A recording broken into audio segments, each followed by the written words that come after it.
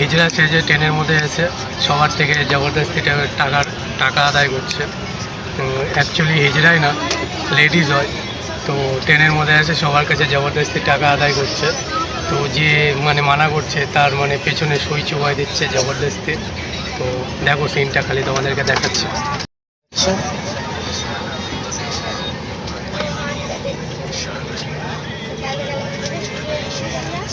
Actually হিজড়াই না, ladies হয়। তো সবার কাছে জবরদস্তি টাকা আদায় করছে। এই জিনিসগুলো সরকারের রোধ করা উচিত, বন্ধ করা উচিত এগুলো। দেখতে পাচ্ছ?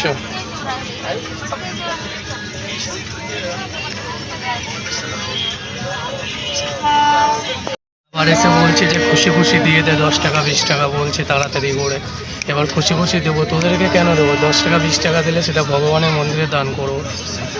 হাত পা দিয়েছে ঠাকুর, তো খেটে খেতে পারবে, তো ভিক্ষা করে খাচ্ছে, আবার তার মধ্যে আবার এরকম।